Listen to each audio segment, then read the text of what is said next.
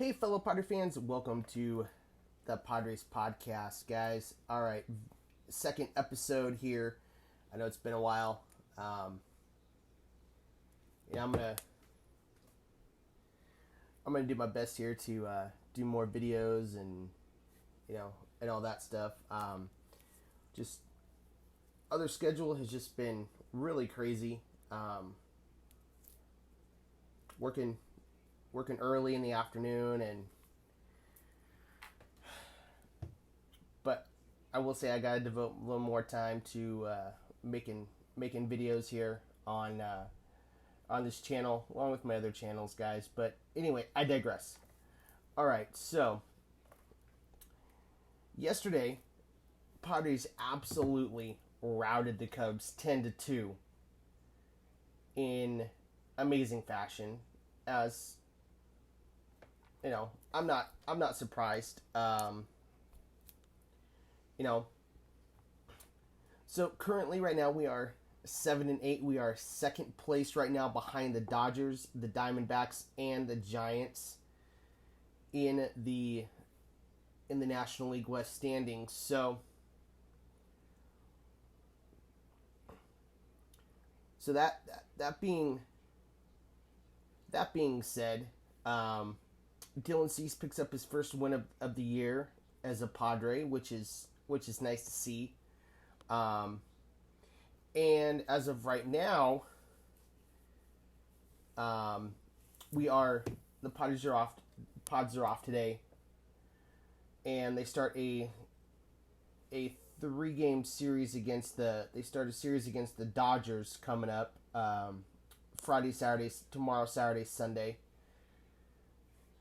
and then they go to Milwaukee, and then we come back home, and we got the Blue Jays. Then we go to Colorado. Then we got then Philly comes to Petco for 3, and then we have Cincinnati for 3, and then we go to Arizona, and then we play the Cubs again for 3 in Chicago.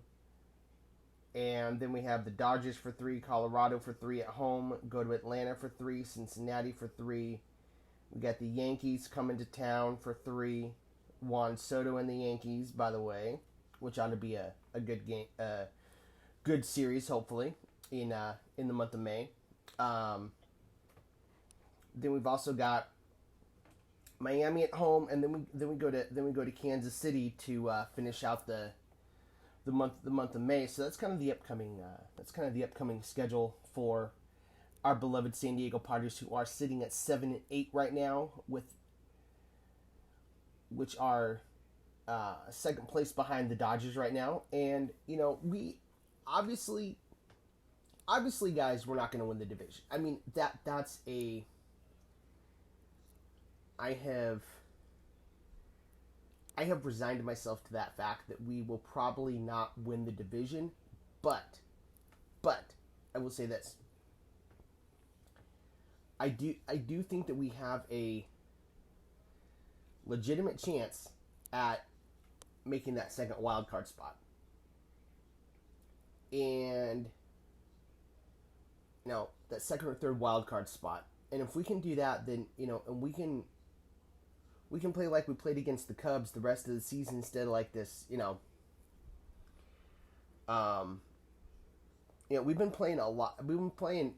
I mean, it's not been the feast or famine type, at least from what I've seen. The few games that I've seen, it doesn't seem like it's been feast or famine for the Padres this season. It's not been like the big home run, the big, blowout, and then losing 5-3, 5-2. We've been in these games. We've been coming back. We've been punching, and we've been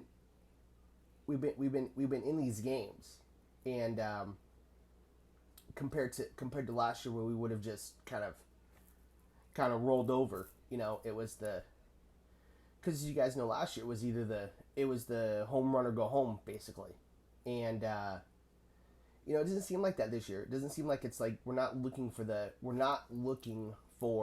big home run. We're not looking for that home run. We're grinding out hits. We're scrappy this year. Is what I've said this year throughout these throughout these throughout these first few games that we're a scrappy team this year. And if we can continue that scrappiness, so to speak, if we can continue having that scrappy attitude, that and just grind out hits, grind out runs, we're gonna be in this thing. We're gonna, like I said, we're not gonna win the division, obviously. The Dodgers, that's obviously the Dodgers. That's reserved for the Dodgers are going to win the division. It's just a given with the amount of money that they have dolled out. This year over $2 billion, something astronomical. An astronomical number that they've just dealt out this year, and it's insanity. It really is insanity, and I just, it's crazy to me. But anyway, 7-8, we're right there. We're in second place, which is good. Let's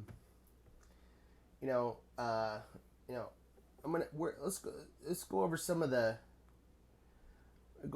the highlights from yesterday.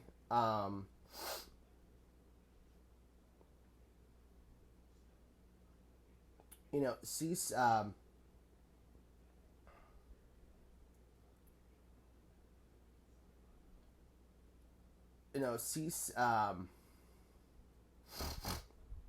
Cease. Cease is good. Cease is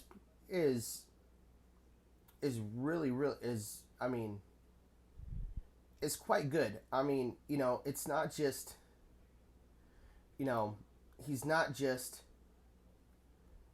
He isn't just the. This isn't just his. Normal. The struggles weren't normal for him. He was second place. In the Cy Young Award. Award a couple years ago, and so if he's anything, if we're getting that Dylan Cease, then Dylan Cease dominated. Profar hits a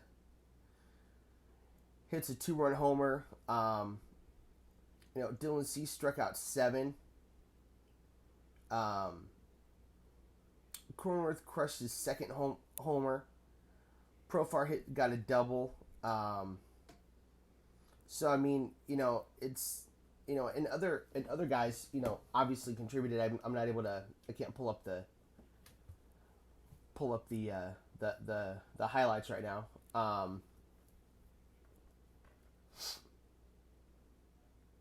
But okay. Here we go, guys. So yesterday, as we know, yesterday the Padres, as we said, Padres beat the Cubs yesterday 10-2. A lot of these guys contributed. Profar went 3 for 2.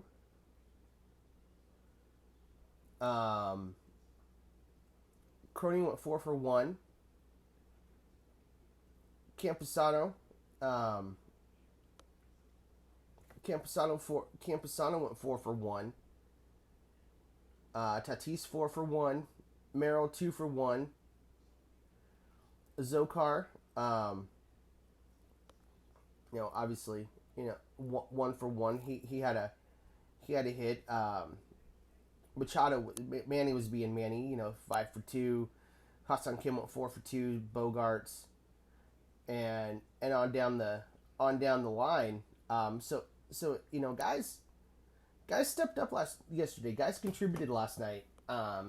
In the 10-2 route basically of the Chicago Cubs. And I for one, I like this team. Like I said, I like this team.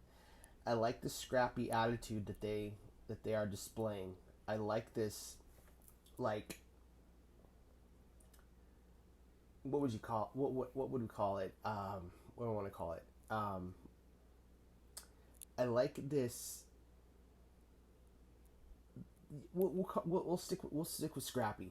They're they're scrappy. They grind out hits. I like this new attitude of the Padres, and I think it's reflective of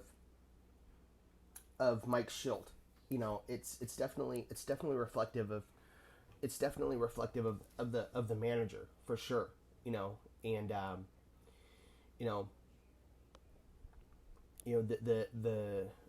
the never say die, the we're not going to quit, we're in every single game attitude, frame of mind, mindset, whatever you want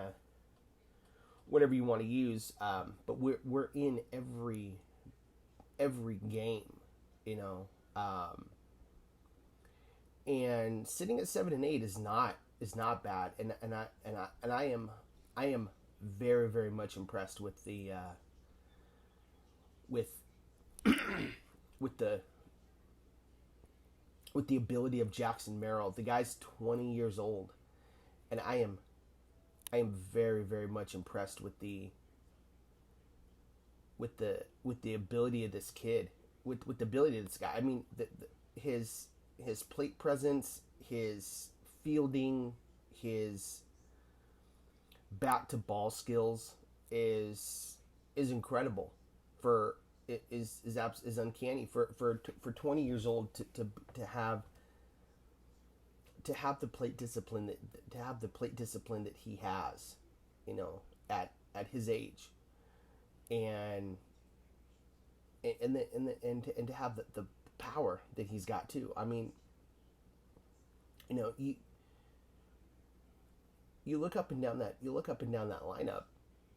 We have a good mix of young, rookies. We have a good mix of veterans, and I think AJ has done a fine job this year of working with what we have. So far it's paid off. I mean, so far I like the results. So far I like the attitude of this team. I like what I'm seeing so far. And I'm impressed. I will have to say I am very, very much impressed with this team.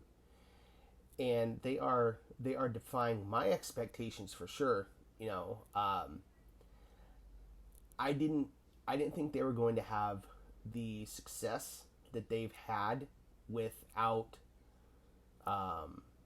with Juan Soto not being there, and but it shows that they can, they're showing that they can compete. They don't have to have a ton of superstars, which is last year's what they had, and it shows that you can. They're showing, to me at least, that they can have a core nucleus of guys. You have your core nucleus. You have Machado, you have Bogarts, you have Tatis, you have Kim, which I think is going to be. Now I'm not going to say Kim's going to be as one of the centerpieces, but I'm going to go with Tatis, Bogarts, and Manny and Machado as your top as your three, like, core three, as your core three that you want to continue to build this franchise around. You want to continue to build them around Tatis, Manny, and Bogarts, and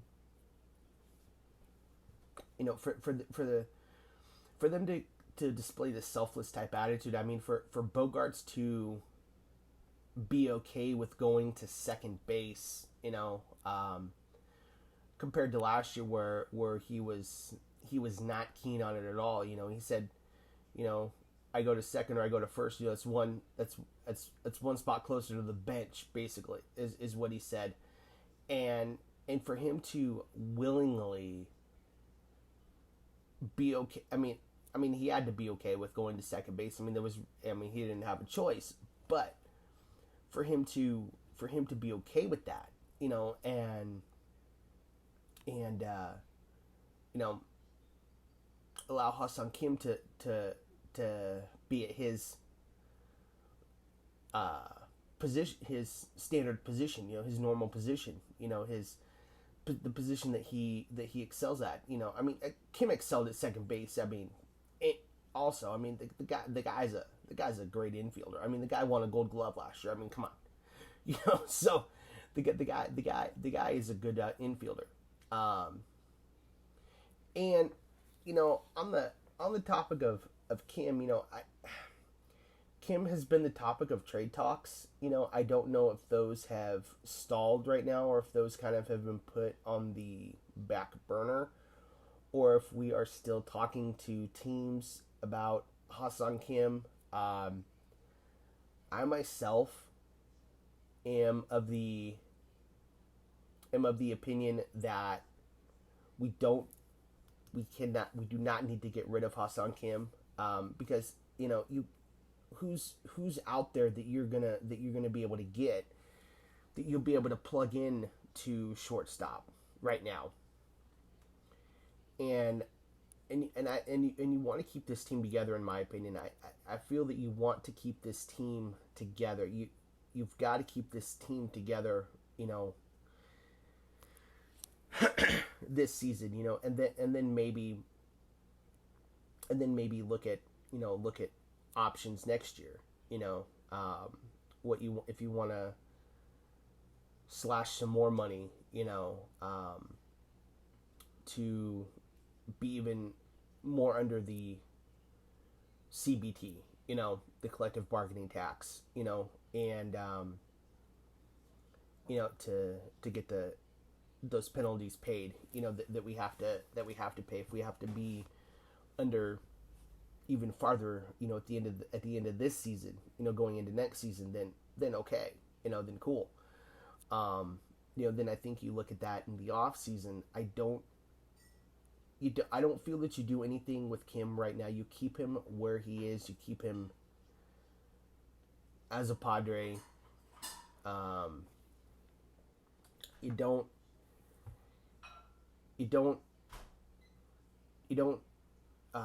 don't shake the apple cart. You don't rattle the cage. You leave things as they are right now, because they're doing great things right now. The Padres are doing really good right now. It's the second place in the National League West, 7-8. That's not a bad record. One game under 500. That's not a shabby record going into May. Or going in April here. Just a few weeks into the season, at 7-8, second place in the National League West. That's pretty good. That's pretty good right now. And so the way I see things is, you don't shake the apple cart. You kind of leave things how they are. Don't try and trade Kim. If you still want to go after Tommy Pham, then okay, you can go after Tommy Pham, but I don't feel that you need to, right? Yeah, you do need to right now. Because you still need that guy coming off the bench. You still need that. You still need that veteran outfielder. That you could plug into left field. So Profar's not playing every day. a guy that could be your everyday left fielder. Because Profar, as much as I love Jerkson Profar, he's not your everyday outfielder. He's not your everyday left fielder. And as much as I love the guy, I mean the guy's personality is incredibly amazing. I mean, he's just low key, laid back type personality. Loves to have fun. I love that, but he doesn't strike me, and he never has struck me as a everyday outfielder. And he doesn't seem to, and he's not your everyday left fielder. You need that veteran everyday left fielder out there. And I feel that adding Tommy Pham to the mix would be an ideal addition to this roster. It would be, I know Tommy Pham comes with some baggage. I know fans didn't really like him the first go round that he was here. I know he kind of rubbed fans the wrong way. But the guy wears his emotions on his sleeve. The guy's a ball player's player. If you know what I mean by that. He wears his emotions on his sleeve. He wears his heart on his sleeve. The guy is passionate about the game that he loves, and it may rub people the wrong way. It may rub a lot of people the wrong way. But there's nothing wrong with being passionate about a sport that you love, and about your team, and about your teammates. And I think that's Tommy Pham's thing, and sometimes that may come across as being uber aggressive. Sometimes it may come across as being, not a good teammate. But, and granted, he had some things happen to him here while he was in San Diego, that when he left, kind of joining the Diamondbacks, kind of revitalized him a little bit. And I think that if we get Tommy Pham, and we get the Tommy Pham from the Diamondbacks last year, the World Series Diamondbacks. I mean, that's the Tommy Pham that I want on my team. So I mean, it's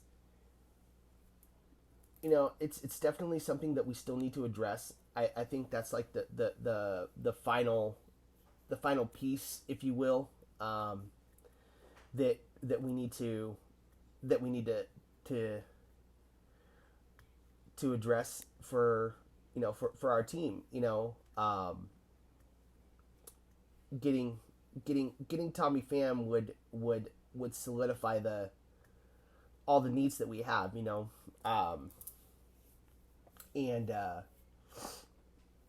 so I think adding Pham would be a great addition, to the team,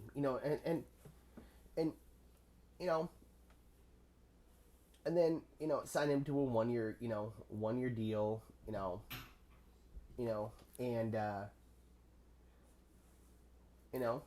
and there you go. And I think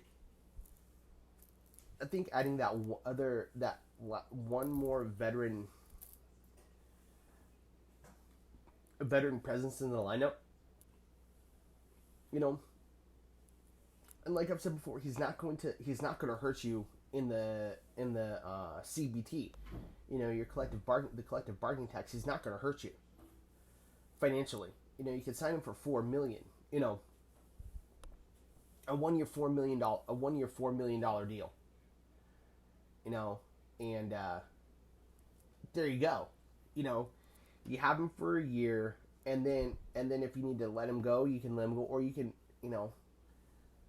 or you can re-sign him for lower. I mean, whatever you want to do. And then if you want to talk him trade, then you could do that. But I think that I think that this team this year, like I said, we're gonna be scrappy. We're gonna be, you know, I think we're gonna grind. We're gonna grind out runs. We're gonna grind out hits. We're gonna, you know, it just seems to be a whole different attitude this year with this team, and you know, and pitchers are going to start coming around. Joe Musgrove kind of had his struggles. Over the last his last few starts, he's kind of struggled. Um, but coming back from a shoulder issue, and then um, and then dropping a weight on your toe. Just all the weird stuff that happened with Joe last year. You know. But it's definitely something that the Padres will have to, keep an eye on going forward. But I think Joe's going to be just fine. I think Joe will be just fine. Same thing with, you know, Darvish has just been Darvish. But anyway, guys, that's kind of how I see. That's kind of my take on the Padres this year right now.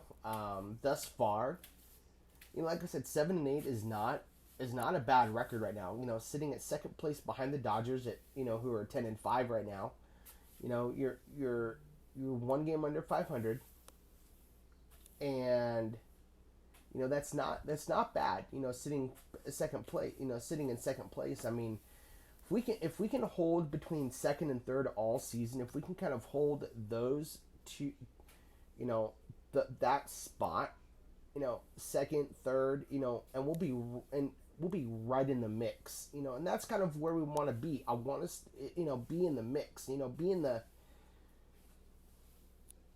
in the conversation, be in the wild card spot, get that second or third wild card. I mean, because you look what the Diamondbacks did last year. The Diamondbacks got that. I believe it was the second or third wild card spot, and they took that spot all the way to the World Series. So, against the Texas Rangers, who unfortunately, who the Texas Rangers, they lost to the Rangers, who got their first World Series title, and Boch, I think it was his third World Series championship, which, congratulations to Bochy. I mean, my gosh, the things that man has done has just been amazing with the Padres, the Giants, and now the Rangers. Wow, that Bochy magic, and I hope that we have that same type of magic. I hope Mike Schilt can give us that type of magic this year, that we can get all the way to the World Series and finally bring a World Series championship to the city of San Diego. We so deserve it. We are so overdue, guys. We are so overdue for a championship. And I want that World Series championship this year, guys. I'm selfish. I'm being selfish, and as we should be, as we rightly should be, because I mean we deserve it. We deserve it, man. We've not had a winner here in San Diego in ever. All our teams have gotten close. The Padres got to the World Series in '98, lost to the Yankees. The Chargers, when they were here, got to the Super Bowl in '94 and lost horribly to the then Steve Young led and Jerry Rice led San Francisco 49ers. So, we so deserve a World Series title. We deserve a championship here, guys.